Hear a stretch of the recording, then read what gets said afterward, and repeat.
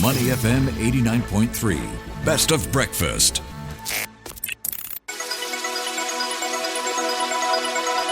The U.S. Market Update with Money FM 89.3. Good morning. Welcome to the U.S. Markets Wrap with me, Ryan Huang. We've got U.S. stocks up overnight on the back of strong quarterly results from two big tech players. That kind of eases concerns that the AI play could slow down amid the economic turmoil. So looking at Dow Jones Industrial Average, we are seeing the Dow up 0.2%, closing at 40,753. The S&P 500 gained 0.6%, closing at 5,604. And we have the Nasdaq Composite up 1.5%, closing at 17,711. For more insights, we are joined by Brenda Vigiello. She is the Chief Investment Officer for Sandhill Global Advisors. Brenda, thanks for joining us today. How are you doing? It's my pleasure. I'm doing well. Great to have you on as always, Brenda. Let's dive into what's going on right now. And we've got a bunch of earnings to talk about. And I think at the top of the list for me will be Apple. And that's where we've got some of the numbers coming through better than expected on the back of iPhone sales doing well, but not so much in China. What do you take away from the latest results on that front? Sure. Well, I think, this is a very busy week, the busiest week of earnings. So we're almost through, just one more day here. But the results from Apple, I think this is a company that Wall Street is well aware is really in the thick of it in terms of having exposure to a lot of international markets. So I think there was some concern even heading into this quarter that there could be some boycotting of American goods in certain parts of the world. Also, obviously, for U.S. customers are also top of mind issue. So I think that even though trends were soft in China, that was anticipated. But nevertheless, if we look at the quarters that were reported today after the close, they were not as good or not as surprisingly good as what we saw yesterday out of Microsoft and Meta in particular. So that was a tough act to follow. So we'll see what tomorrow brings. But I think in general, as it relates to technology, I think we're learning there's four big things that I think we've learned so far in earnings season. And that is one, that demand for cloud computing remains strong. We heard that from Microsoft. We heard it from Amazon with AWS, both reporting strong results. Even Google with their cloud computing, a part of their business was also strong. So this trend toward the cloud is strong. A lot of that, I think, is driven by AI, but it's also just driven by the number of processes that still need to move to the cloud. We also have learned that spending on AI infrastructure is continuing and it's not slowing. That was another big concern heading into this quarter, is that some companies might start to pull back on that spend, and it doesn't seem like that's happening. Yes. We've also learned a lot about the consumer in the U.S. especially, and spending on travel in the U.S. has softened. We heard that from Airbnb after the close today. We heard that from Booking earlier, although overall, from a global perspective, spending on travel still remains healthy. So it's really isolated to the U.S. And I think some of that is from people that have canceled trips to the U.S. that may have come here otherwise. And so some companies are just looking for more domestic demand to drive that business, and that they haven't seen that fill in the gap there. And then lastly, advertising spend is another area that was of concern. Typically, if the economy softens, advertising spend is at first cut for many companies, but we're seeing that especially with social media companies that business has remained really strong. We heard it from Reddit today after the close. We heard it from Meta yesterday.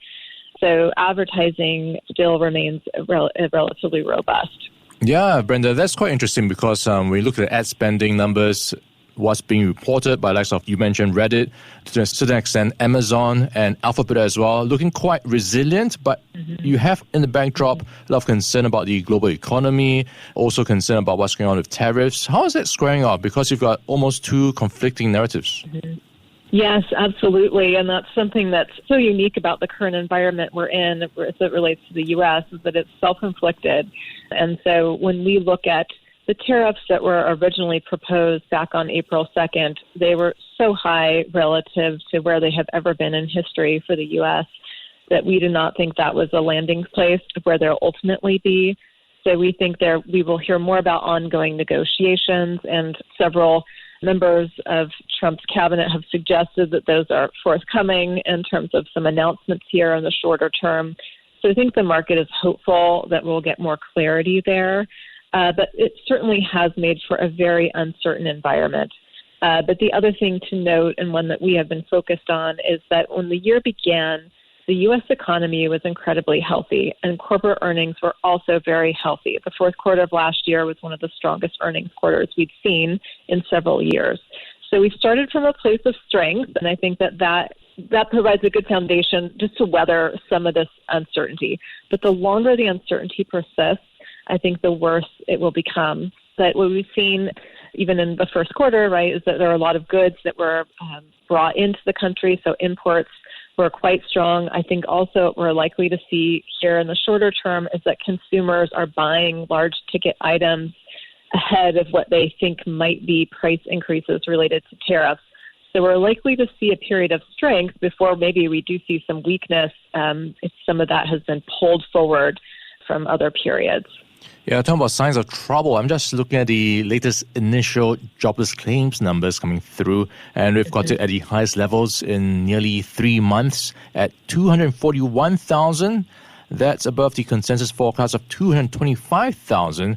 So there seems to be some trouble with what's going on in some parts of the economy. Are you penciling any recession on the cards, or how much of a slowdown are you looking at? Yeah, I think what we've seen, even as it relates to jobless claims, if you kind of look beneath the headline, all of the increase came from one state, the state of New York, which is an interesting phenomenon and suggests that maybe there was something there that had to do with spring break happening in the in schools.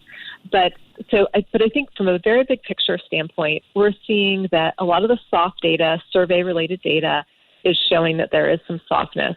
But hard data, things like retail sales, overall employment numbers, are continuing to show relative strength.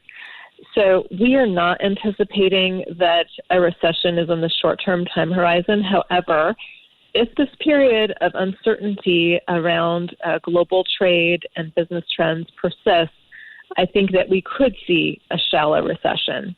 The good news on that front is that the Federal Reserve has a lot of room to lower interest rates to help support the economy.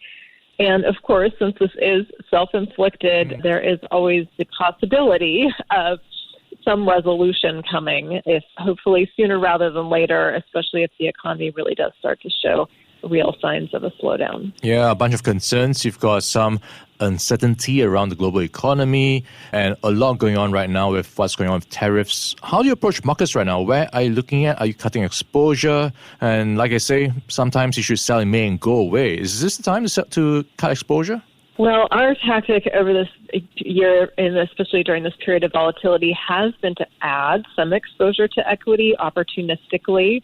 During the first quarter of this year, in late March, we added to NASDAQ 100 vehicle, and then we did time things relatively well here in this current last month, where we did on April 8th. That was the day before Trump announced that the retaliatory tariffs were being postponed for 90 days. But I do think if you are a long-term investor, it's moments like this when we have volatility that can be very advantageous. So with the S&P 500 at one point was down almost 20%. We looked at that and said that represents an opportunity for long-term investors. So we stepped in and added a little bit of exposure. I think it's risky to reduce exposure during highly uncertain moments, because generally when it just feels like things can't get any worse, that is generally a good time to add a little bit of exposure if you have a long-term time horizon. So we still think that the fundamentals of the economy are relatively healthy, and same is true for corporate America, as we're learning during this earnings season. We would not take exposure off if you have a long-term time horizon. All right. Timely advice, especially as we head into the Berkshire Hathaway meeting over the weekend with Warren Buffett. So a lot to take away. And of course, we've been in conversation with Brenda Vingiello. She is the Chief Investment Officer for Sandhill Global Advisors. Brenda, thanks as always for your time and insights. Great chatting with you. Thanks so much for having me. All right, catch up again soon. Stay on Money FM 89.3. Before acting on the information on Money FM, please consider if it's suitable for your own investment objectives, financial situation, and risk tolerance. Are you ready? To listen to more great interviews, download our podcasts at audio.sg or download the audio app. That's AWEDIO, audio at the App Store and Google Play.